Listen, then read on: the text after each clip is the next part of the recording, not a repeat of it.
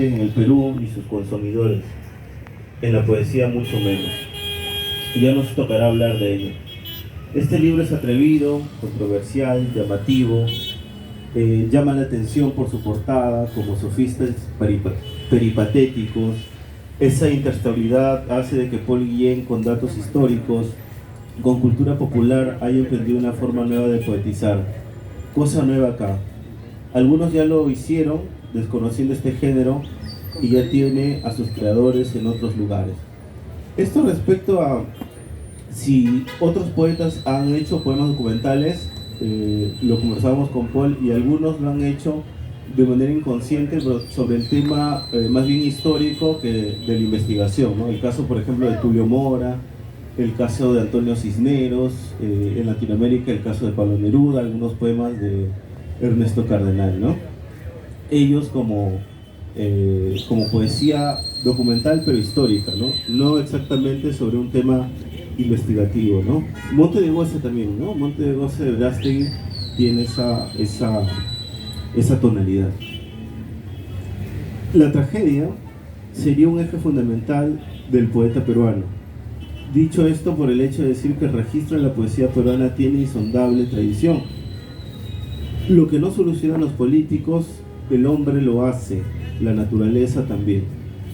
Citando a Eduardo Milán, porque cada tecnología inventa su occidente, cada gregario inventa su ídolo y cada antigregario su casa.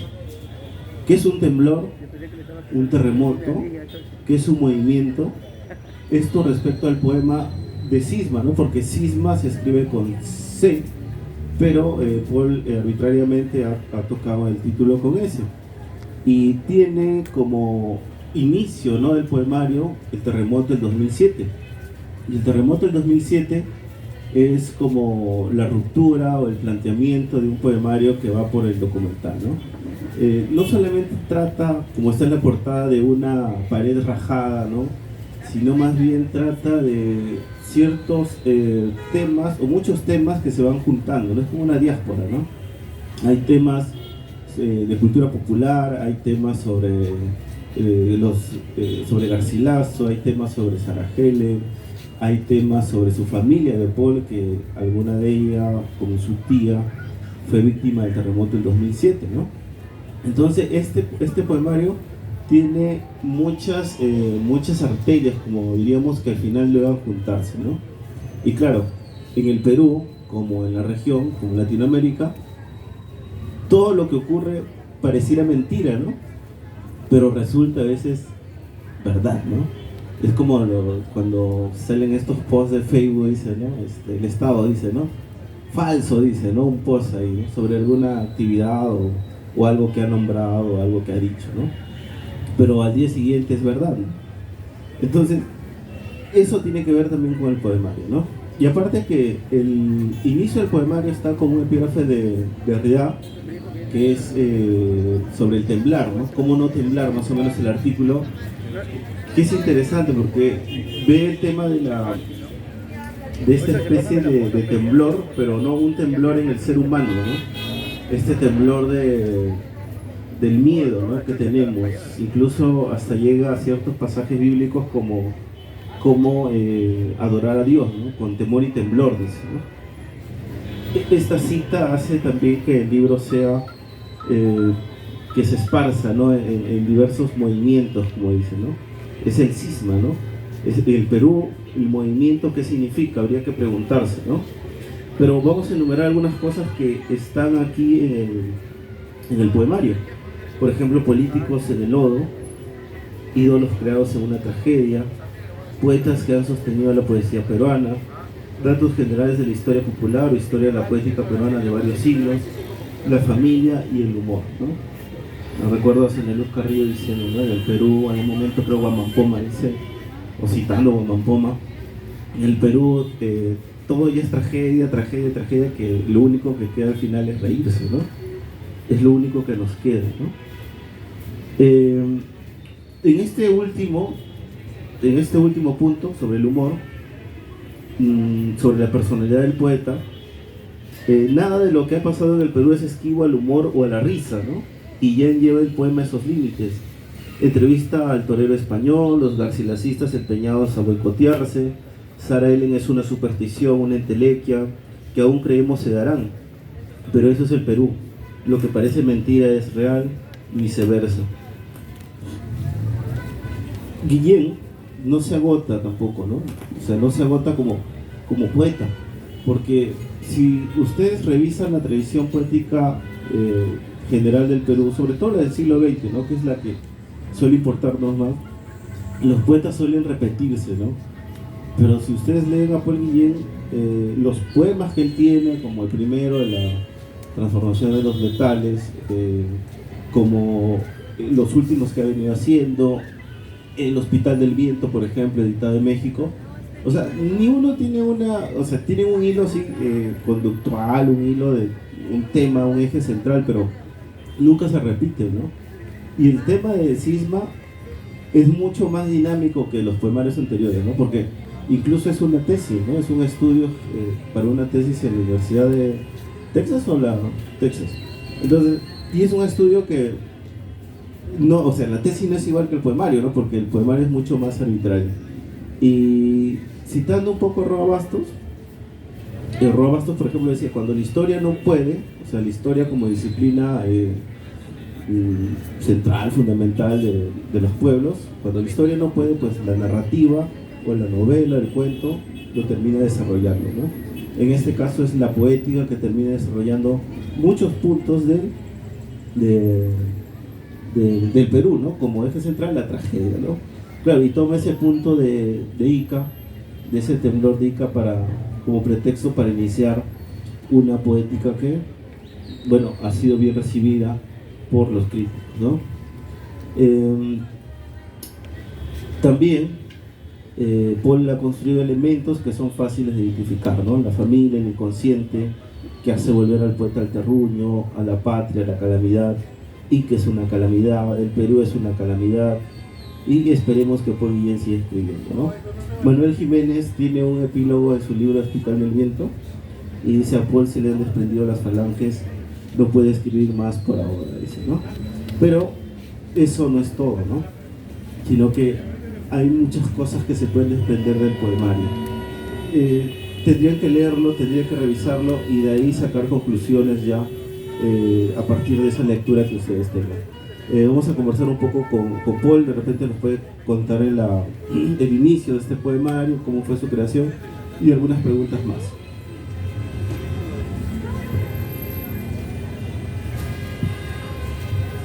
Buenas noches, muchas gracias William Siguas por tu presentación. Bueno, y decir que este libro salió el año 2022 con la editorial limeña Peso Pluma, pero la composición del libro data del año 2013-2014, con algunos añadidos, algunas pinceladas posteriores, pero principalmente 2013-14. Es decir que ha habido un proyecto continuo sobre este libro, ¿no? Lo que me interesaba era lograr el producto que tenga un balance entre la letra y la imagen. Y también, no solo la tragedia que dice William, sino también el humor, ¿no? Está balanceado las dos cosas. Eso por un lado. Les cuento un poco. ¿Por qué el libro se llama Cisma, poema documental? Ustedes dirán, pero ¿cómo hacer un documental con palabras, ¿no? Por eso el libro tiene muchas características visuales, ¿no? Por decir, tenemos especies de poemas noticias, por ejemplo, ¿no? O en la estructura del libro hay partes que son diarios íntimos, hay partes que son comentarios sobre traducciones, etc., ¿no? Entonces, la estructura es variada. ¿Qué es el poema documental? El poema documental nace en los años 90 y 2000 en Estados Unidos. Estos poetas de ese tiempo necesitaban ser muy políticos, pero no la poesía social que conocemos, ¿no? Sino que eran muy políticos y muy avant-garde, ¿no? Muy vanguardistas, muy postmodernos. Entonces la forma como ellos utilizan el poema es novedosa, ¿no? Y en la base, en la teoría del poema documental, lo que interesa es que no es un poema lírico, no es el poema del yo, Es decir, yo veo un árbol, que ahora estoy mirando, o veo personas y describo esa situación y lo que me pasa con eso, ¿no? Es una parte del poema, ¿no? Pero el poema documental entra muchas otras cosas. Entran las voces de los demás, de los otros, en este caso, como ha dicho William, sobre el sismo, las voces de las víctimas de ese momento trágico, que además no solo es en el campo social, ¿no? Sino también en el campo personal. Porque, bueno, no mencionaron, pero yo soy de nacimiento de Ica, ¿no? Soy de la unidad vecinal. Ahora estando en esta plaza, recuerdo hace 40 años estar caminando de la mano con mi abuela, ¿no? Entonces me produce una gran ternura estar aquí, ¿no? También. Bueno, retomando la teoría del poema documental, no es solo el discurso monológico, en el sentido del monólogo, de un yo duro, ¿no? Sino incluye las voces de los otros y incluye noticias, incluye gráficos, incluye ensayos, incluye ponencias, pero relativizando la historia, ¿no? Entonces, el componente histórico aquí se basa en fuentes fidedignas, fuentes serias de la historia, pero también en cosas que no han sido comprobadas. Teorías delirantes, por ejemplo.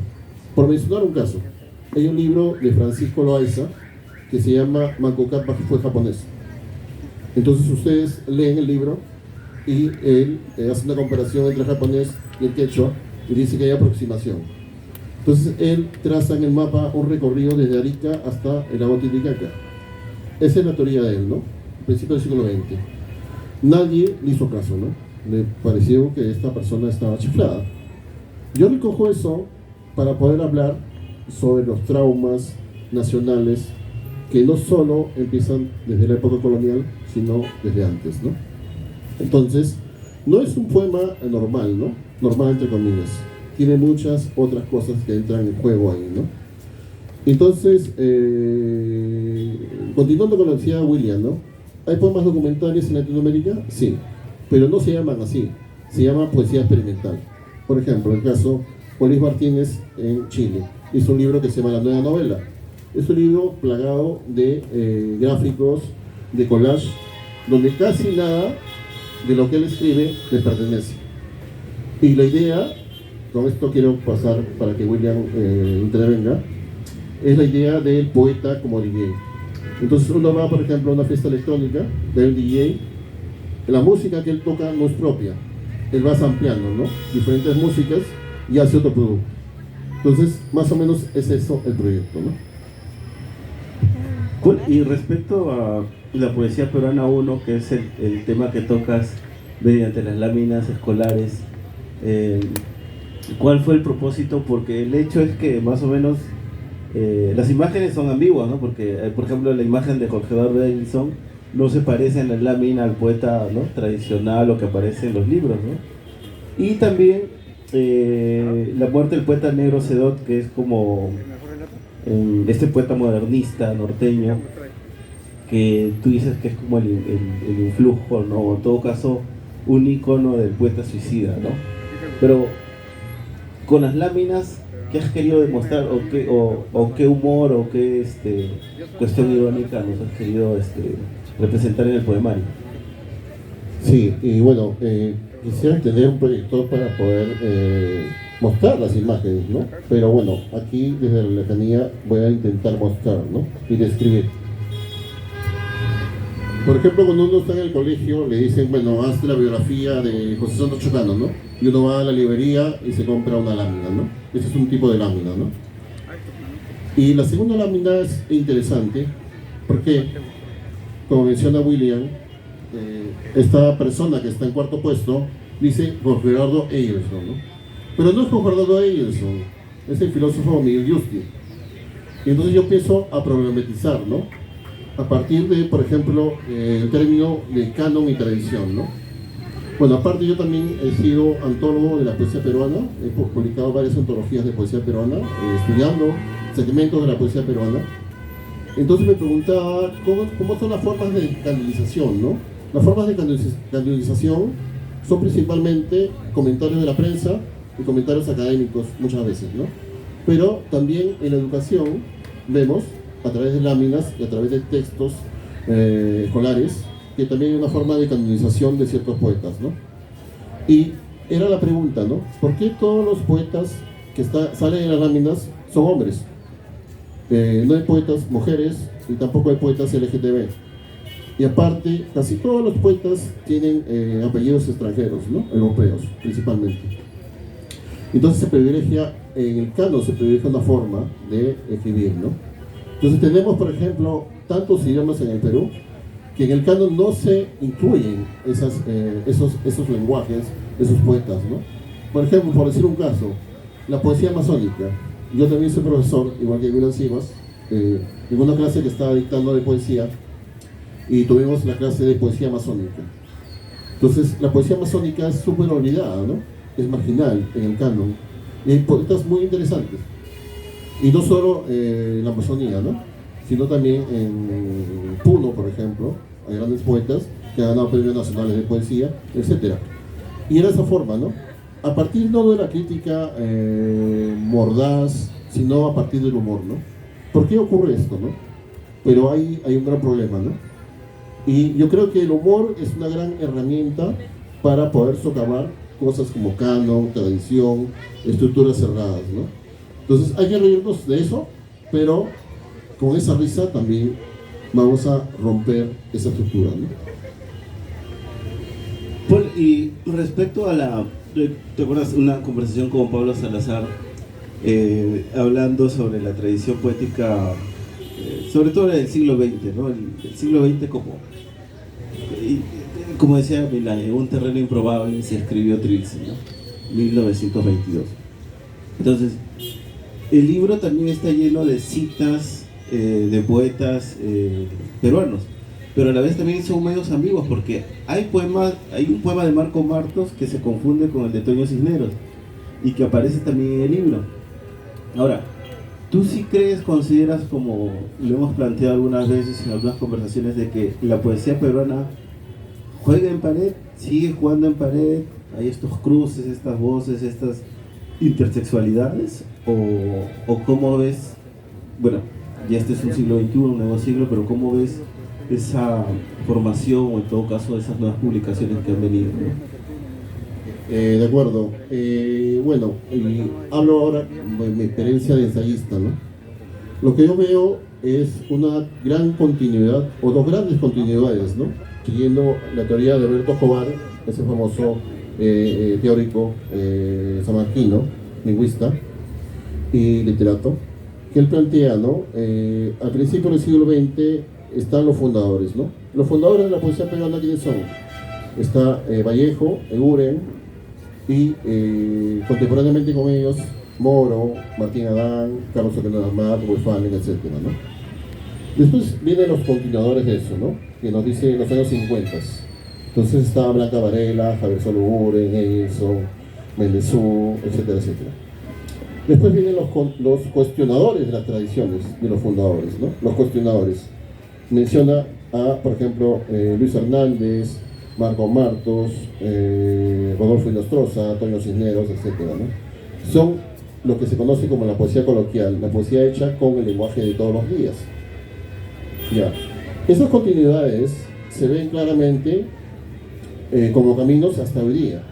Es decir, el sistema de la poesía más lírica, ¿no? El yo que está saltando a la naturaleza, por ejemplo, ¿no? O las cuestiones sociales también, ¿no? Es la parte vallejiana. Y la otra poesía que está escrita con el lenguaje de todos los días. Por ejemplo, el famoso poema de Luis Hernández, ¿no? Que le dedica al poeta norteamericano Rafael, ¿no? Donde están los muchachos en la esquina y le dice, más o menos parafraseando, le dice, ¿qué les voy a decir a mis amigos que viene este poeta, ¿no? Y le diría, Chesumare, ¿no? Mi amigo inconfesable, ¿no? Algo así, ¿no? Es decir, que la jerga se mete en la poesía en ese momento. Pero a partir de los años 80, todos esos caminos se vuelven islas, ¿no? Cada poeta es una isla ahora. Cada poeta tiene su estilo. Con lo que yo he hecho acá, no he tratado de formar una escuela, aunque sé que otras personas van a publicar, por mencionar dos nombres, Giancarlo Guapaya, que también tiene formación en Estados Unidos, y José Antonio Villarán, próximamente también vamos a publicar un libro. En el caso de Giancarlo Guapaya, el libro trata sobre los problemas en la frontera de Arizona y México, ¿no? Arizona en Estados Unidos y Sonora, ¿no? El desierto de Sonora en México. El libro de Villarán trata sobre problemas relacionados con la minería, ¿ya? Y es una continuidad, ¿no? Y sé que otras personas también han hecho esfuerzos en ese sentido. Pero considero que, como dije y recalco, cada poeta viene haciendo su propia isla, ¿no? Es muy difícil hacer un mapa ahora, hoy día mismo, sobre lo que está ocurriendo, ¿no? Porque como ya hemos dicho antes, hay demasiadas aristas, empezando, por ejemplo, por la multiplicidad de idiomas, el carácter multilingüe del Perú, el carácter multiétnico del Perú. Entonces habría que incluir todo eso, ¿no?, en un análisis más certero, más panorámico de lo que está ocurriendo. Entonces no se puede a ciencia cierta decir cuáles son los caminos, ¿no? Hay múltiples caminos y me parece válido todos los caminos, algunos más que otros, ¿no? Hay afinidades, ¿no? Hay, Goethe, el poeta Goethe hablaba, ¿no?, de las afinidades selectivas, ¿no? Uno elige a su familia, ¿no? Uno elige a los que están más cercanos a esta adicción, a esta adicción, no a esta adicción, a esta adicción. Bueno, y al corazón, ¿no? Y a la mente de uno mismo, ¿no? Bien, Paul, bueno, aparte de la gran arte poética que existe en el libro, porque yo lo he visto de esa forma también, me gustaría leer unos 6 versos de la página 69. Dice: por Guillén, la poesía es robarle la llave al carcelero y llevarla debajo de la lengua genocida. Una fuga en varios sentidos, todo es fuga. Fuga de muerte, compuso Paul Celan cuando tenía hambre y quería comerse el seno. Ahora, es una arte poética que se repite en varios, ¿no?, de ciertas otras formas, ¿no?, diversas maneras de poetizar el tema del arte poética. Quería hacerte otra pregunta respecto a lo que has tocado sobre el tema de la tradición, ¿no? Irigoyen, por ejemplo, tiene este librito chiquito que habla sobre la hegemonía de lo que conversacional, ¿no?, que es lo que tú manifiestas. Pero así, a grosso modo, me gustaría saber el tema, porque es como el fútbol, ¿no? El fútbol cada día es más académico. Ya no hay futbolistas casi de la calle. O sea, los futbolistas salen más de las academias. Entonces, ¿cómo es el panorama poético del Perú? Porque yo recuerdo una frase de Roger Santibáñez, ¿no?, diciendo, en los 80 todos somos doctores, decía, ¿no?, excepto Domingo, decía, ¿no?, Domingo de Ramos, que es doctor en otras cosas. Pero todos somos doctores, decía, ¿no? Lo del 90, no sé, ¿no? Incluso Mazzotti llamó a los del 90 poetas autocensurados, los llamó, ¿no? Porque el tema del golpe de Estado, el tema de esta manera de no decir nada, ¿no? Pero los poetas cada día buscan esa academia, buscan regirse más. Tú eres un académico, ¿no? Un profesor, un doctor por la Universidad de Texas, que ha tratado de... Y a mí me gustó algo que tú me dijiste y que me parece una gran lección como escritor. Y yo te había consultado: ¿tú por qué no escribes cuentos? Y tú me dijiste: yo puedo escribir cuentos de la talla de escritores peruanos, ¿no?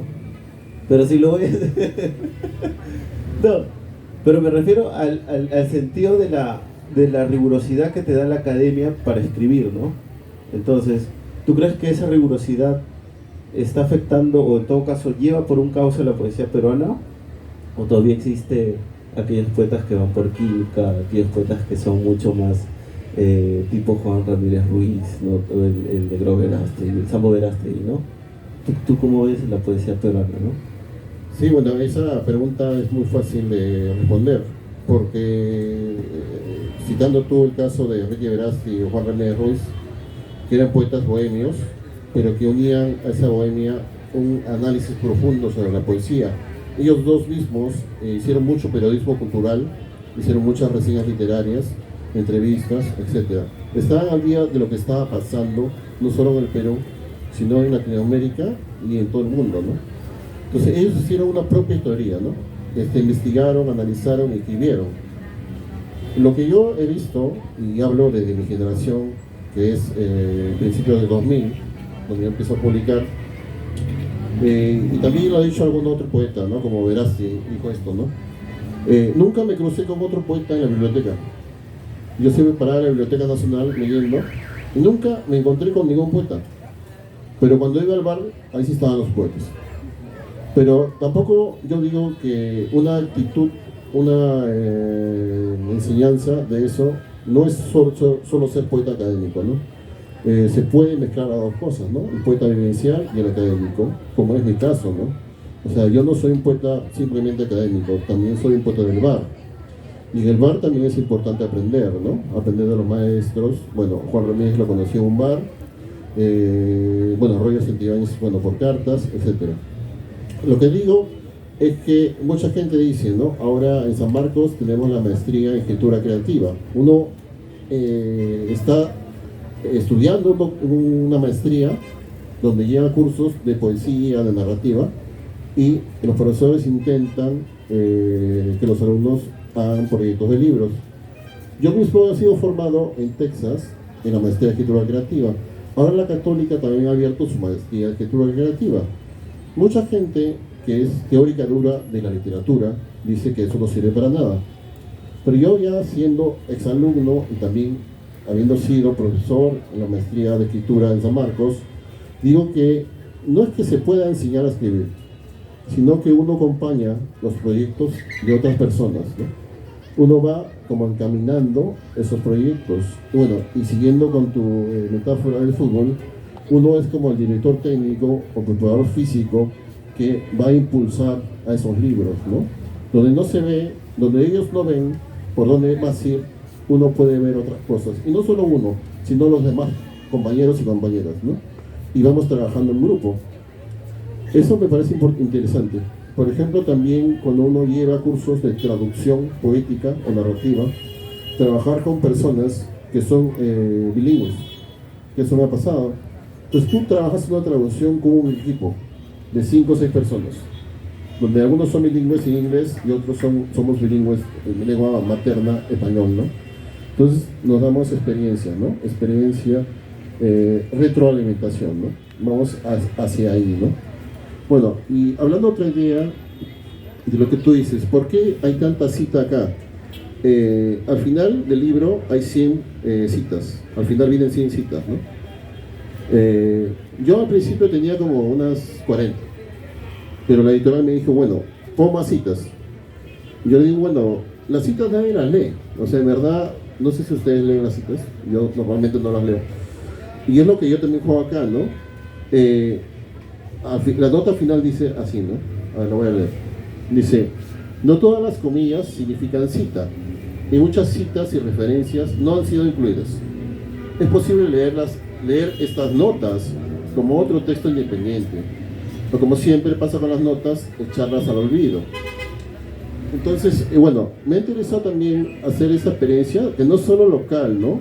Sino lo que pasó aquí, ¿no? En el sismo, 2007, sino que es una historia personal también, familiar, una tragedia familiar, pero que se expande también a México, que tenemos la misma coincidencia, zonas muy sísmicas, y que se expande también a Estados Unidos, ¿no? A partir de metáforas del viaje, ¿no? De la migración. También hay cierto sentido de la migración ahí metido, ¿no?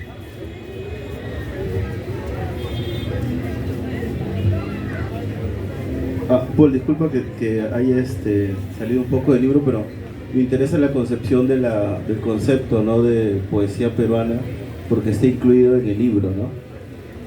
Me hace recordar un poco también con lo que dices cuando hay que ser poeta vivencial o académico, a este ensayo de Montalbetti, cualquier hombre es una isla, cuando dice el poeta necesita demostrar muchas cosas, ¿no? El poeta puede ser médico, etcétera, etcétera, ¿no? Pero un narrador no, ¿no? Un narrador es un narrador, ¿no? Un novelista, ¿no? Más o menos me has hecho acordar ese texto.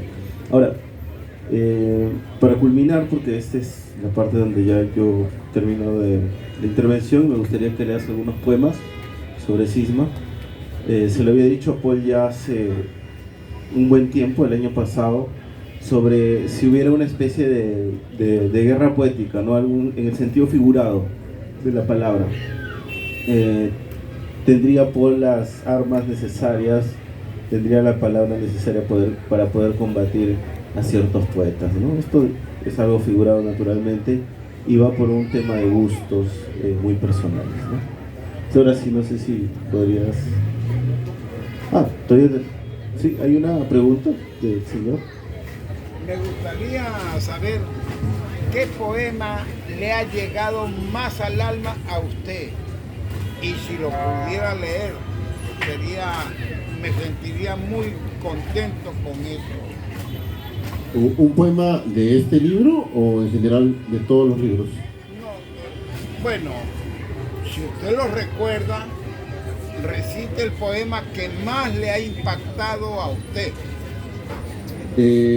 No puedo leer ese poema porque me acuerdo de memoria, pero ese poema yo creo que no solo me ha marcado a mí, sino a muchos lectores, y justamente el año pasado fue el centenario de Trilce, y es el poema famoso de Trilce, ¿no? El poema número 1, ¿no? Que tiene muchas interpretaciones, ¿no? Donde, por ejemplo, está este verso de los más soberbios bemoles. Y, por ejemplo, el primer texto de este libro juega con varias citas de ese poema, ¿no? Entonces, por ejemplo, dicen algunos tratadistas, algunos ensayistas, ¿qué significa ese poema, ¿no? De Vallejo, Trilce número 1? Dice, bueno, es la migración del poeta desde el norte hacia Lima. Y está mirando las islas que van quedando, ¿no? Dice las islas que van quedando, ¿no? Pero otros tratadistas, otros ensayistas dicen, bueno, no, es el poema que el poeta está defecando, ¿no? El poeta está defecando. Bueno, y hay muchas interpretaciones sobre el poema. Por eso a mí me parece que ese poema, uno de mis preferidos, como usted dice, que me han calado más, porque nunca el poema se agota, ¿no? Entonces tenemos a nuestro Bate Universal César Vallejo, que el año pasado le hicieron múltiples homenajes, muchas ediciones de Trilce, comentadas, ¿no?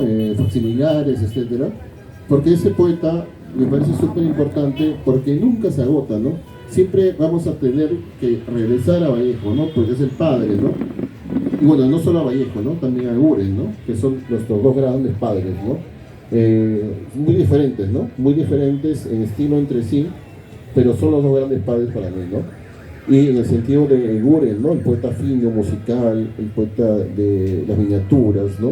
De la naturaleza, y el poeta Vallejo, ¿no? El poeta de las altas cumbres, de la bulla, de la cacofonía, ¿no? Pero la cacofonía, el sonido mal te chirria en el oído, pero con eso crea belleza, ¿no? Con eso crea una vuelta en el cerebro, ¿no? Una revuelta, ¿no? Como se dice también Pachacuti, ¿no? Pachacuti telúrico también, sísmico, ¿no? Entonces, para mí sería ese, ¿no? Vallejo, ¿no? Vallejo, poema 1, Trilce, ¿no? Maestro, el poema 1 de Trilce, de César Vallejo, su poema favorito de Paul Guillet. Alguien decía, ¿el Vallejo caliente o el Vallejo frío? El Vallejo caliente es el de España, aparte de este cáliz, y el cerebral es el Trilce, dice, ¿no? Pero es cosa rara porque el Vallejo frío que dice que es el de Trilce, cuando lo lees y tratas de apropiarte de él, no lo es, ¿no? O sea, termina siendo un poeta muy humano, algo redundante, pero termina siendo mucho más cercano a ti que alejado, ¿no? Porque muchos le tienen miedo a Trilce, ¿no? Desde el título nomás ya como que está poniendo una pared para no llegar hacia él, ¿no? Y recordando, Paul, una pregunta para si le puedes comentar también respecto al libro, algún título de algún ensayo que leí, reapropiación o desobediencia, ¿no? ¿Cómo va el sentido de la poesía peruana? Sé que lo citas, lo mencionas, te interesa mucho Verástegui, un poeta que lo has estudiado, has sacado alguna tesis sobre él, te interesa José Pancorbo, que hace poco lo leí, me parece un excelente poeta que está como que, ¿no? No se está leyendo, ¿no? A José Pancorbo. Entonces, ¿cómo va tu mirada hacia la poesía peruana? ¿Estás obedeciendo? ¿Estás reapropiándote de ella?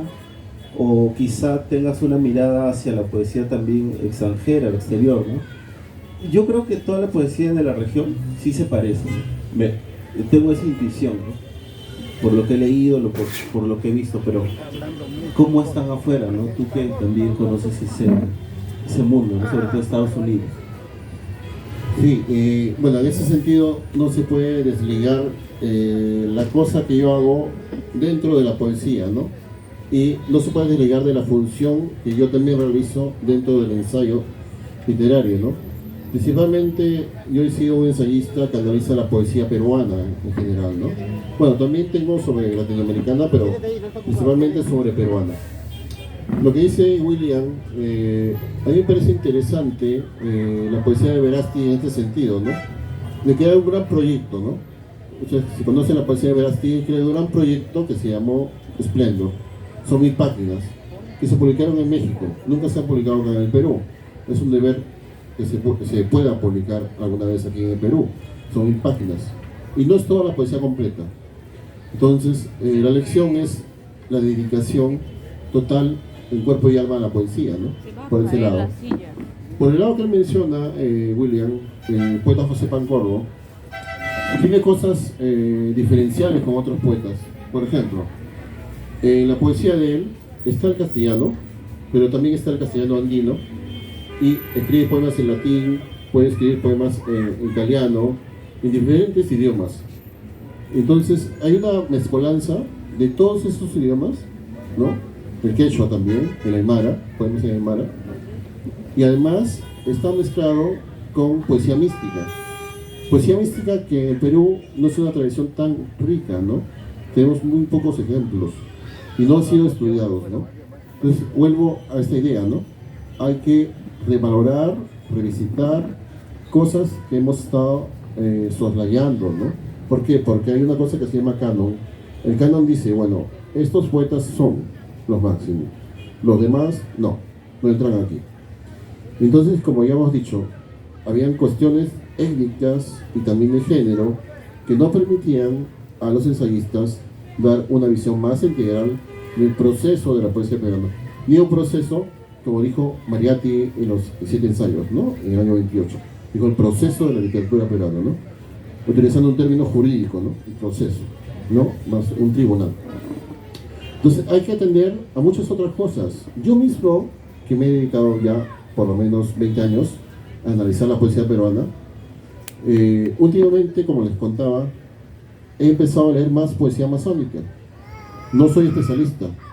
Y cada día que pasa me voy maravillando más de la poesía masónica. Es una poesía que deberíamos conocer más, ¿no? Entonces, y también dentro de la masonería hay poetas como más hegemónicos que otros.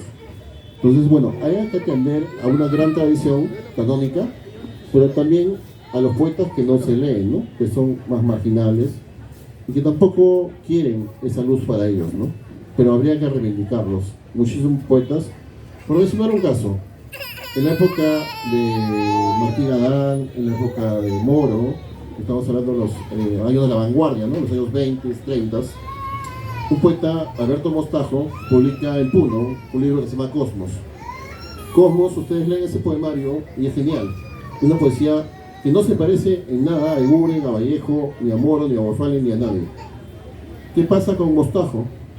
Pertenecía a una familia muy adinerada y sus familiares veían con mala cara que él se dedicara a escribir poemas. Y lo internan al mismo tiempo que Martín Adán está en el Arco Herrera, en el manicomio en Lima. A él lo internan en el Arco Herrera, ¿no? Y llega a publicar otro segundo poemario en el año 36 que se llama Canción Infinita. Y ahí toda su vida la pasó en el manicomio hasta su muerte. ¿Qué hizo la familia? Porque siguió escribiendo en el manicomio, quemó todos los papeles, ¿no? Hay una biografía que hizo José Luis Ayala sobre este caso.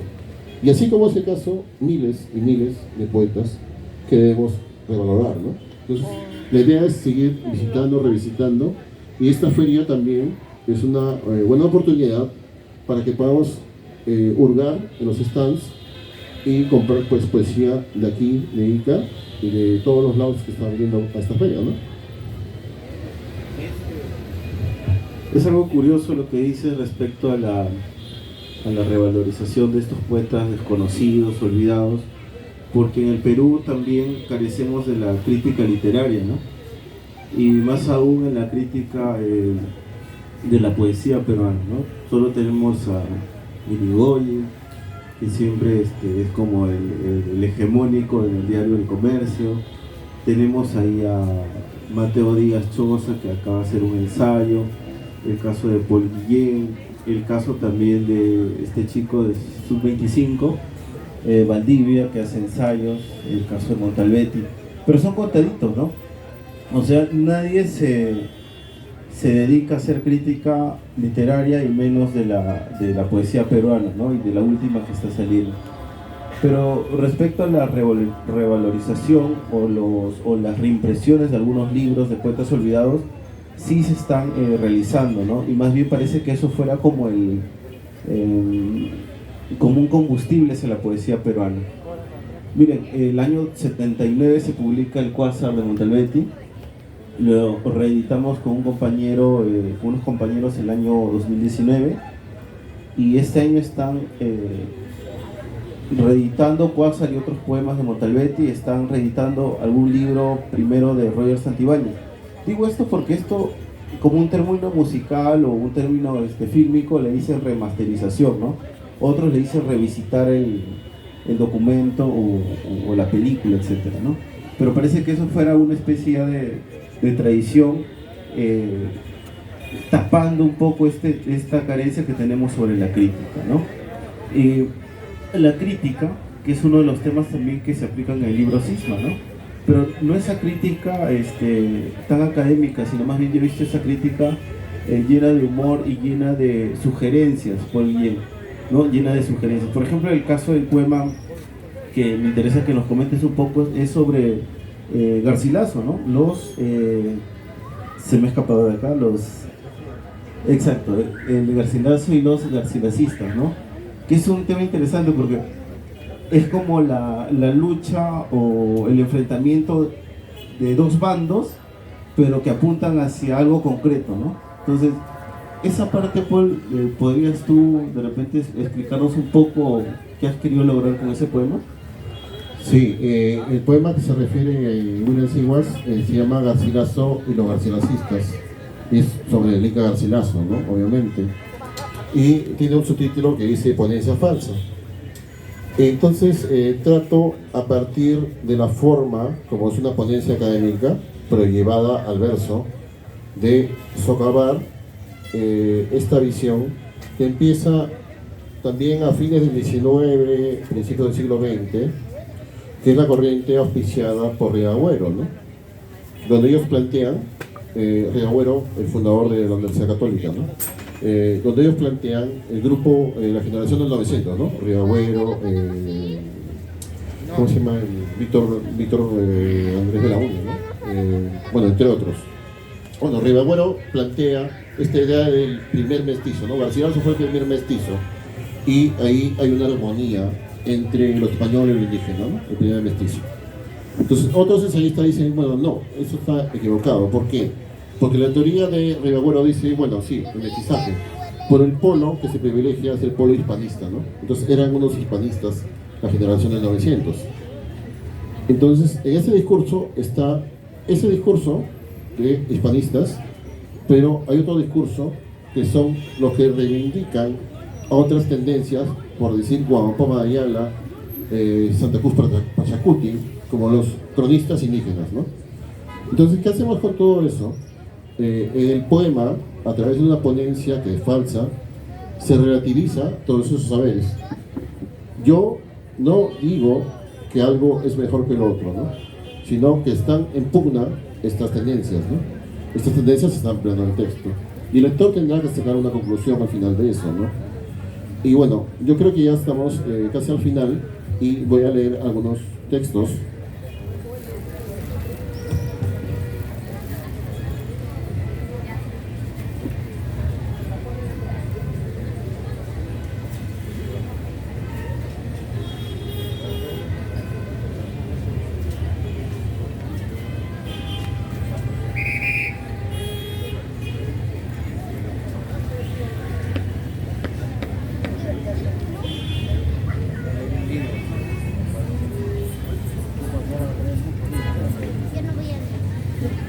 Ok, como ya estamos terminando un poco la presentación, voy a leer dos textos.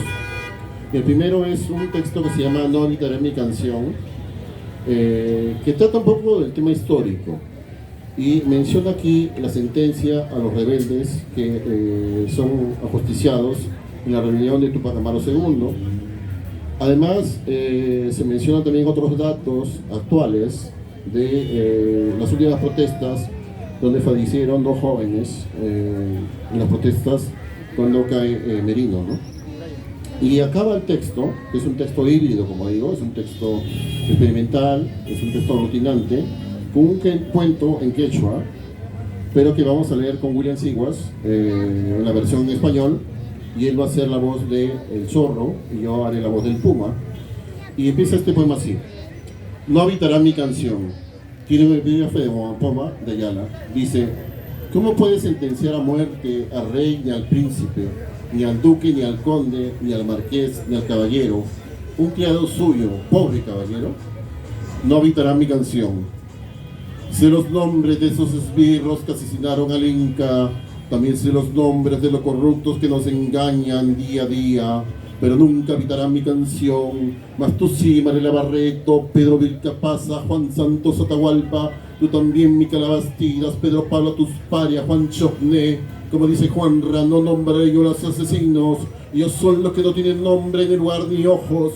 Mas tú sí, Juana Pelcoaco, Tomás Tito Condemaita, Cecilia Tupac Amaru, Marcela de Castro, Manuela Tito Condori, María Trinidad Enríquez, Mamacha Toría Flores de Cutipa, toda descendiente de la chamana inca Mamahuaco, y tú también, Dolores Cacango, Bartolina Sisa, Máxima Cuña, Francisco Chichima Runapacha, Pecón Rabi, Ruth Buendía, Mamá Angélica, Tránsito Maguaña, Domitila Barra de Chungara, Antonio Oblitas, un brazo de Francisco Tupac Amaru Aparuro, la cabeza de Hipólito Tuangazuca, una pierna a Zángaro, la cabeza de Antonio Verdejo a Chuquibamba, el brazo Coparaque, la cabeza de Tomás Aquispicanchi, un brazo de Micaela Arequipa, nombres, sangre y letras que van quedando en mi memoria como elixis, protocolo de necropsia, siendo las 17 horas de todos tus muertos, la surquita fiscal de Río Blanco, Virú, Majás, Magua, Conga, Tía María, Pichanaki, Las Bambas, Espinar, me constituí la morgue de la División Médico Legal de todos los cielos, a fin de participar en la necropsia de quienes sin vida fueron cerca de 300 fallecidos en protestas sociales en los últimos 20 años en el Perú, dirigencia que estuvo a cargo del médico legista, quien diagnosticó como causa de las muertes traumatismo craneoencefálico por proyectil de arma de fuego, hemorragia interna, laceración de aorta descendente, 10 heridas penetrantes por proyectiles de arma de fuego, perdigones, 4 en cabeza, 2 en cuello, 2 en tórax y 2 en brazo derecho, laceración pulmonar más hemotórax, traumatismo torácico abierto, herida penetrante de tórax por proyectil de arma de fuego. En la diligencia se tomaron las siguientes muestras: un frasco con sangre, un frasco de plástico conteniendo fragmentos de cerebro, hígado y pared gástrica. ¿Cuáles son los niveles de esperanza? En uno de los casos se trajo proyectil de plomo de cavidad craneal. Todo fue entregado al efectivo policial, quien pasó a guardar el cerebro y la bala en una caja de cartón con huecos asimétricos. Concluida la diligencia, se dispone la entrega de los cadáveres a los ríos y montañas, al arcoíris, las mañanas, a los cantos de jilgueros y chaucatos, a todos los árboles. Puma y zorro. En los bosques de la montaña vive un zorro y un puma como sobrino y tío. Por esa razón hacen todo juntos. Cazan, comen, duermen juntos. Pero un día el zorro quiere irse del bosque para conocer el pueblo abajo de la montaña. El puma no entiende por qué el zorro se va y conversan.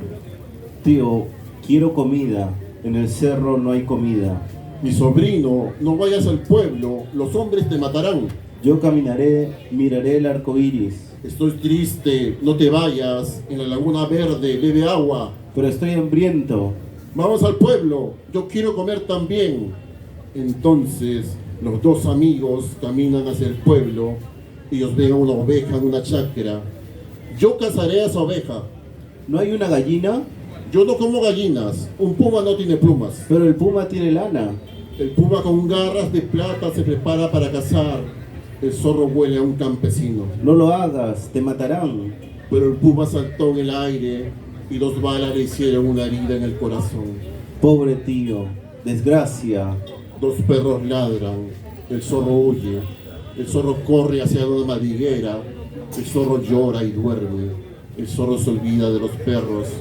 Sale de la madriguera y lo devoran. El puma y el zorro, muertos, se encuentran en el cielo. Ellos se abrazan.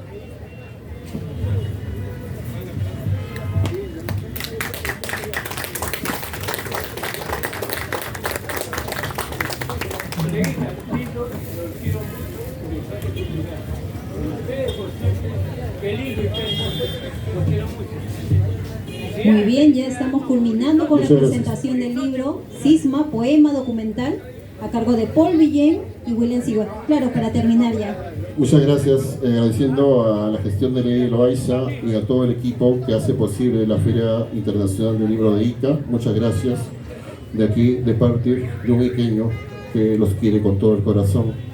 Y quiero leer el último poema de este libro, que dice: Peces del mar del norte. Cuando pongo en blanco la mente y respiro desde la punta de mis uñas y pasa por mi cerebro un pez plateado, seguido por un cardumen de colores que puebla el horizonte. Cuando pongo en blanco la mente, vienen de nuevo los peces a zambullirse en mi cerebro y yo echado en la arena, sintiendo mis piernas y mi vientre como brilla con el sol de enero. Cuando pongo en blanco la mente, puedo sentir como el vacío se puebla de esos peces plateados y siento sus escamas y bigotes que acarician el lugar.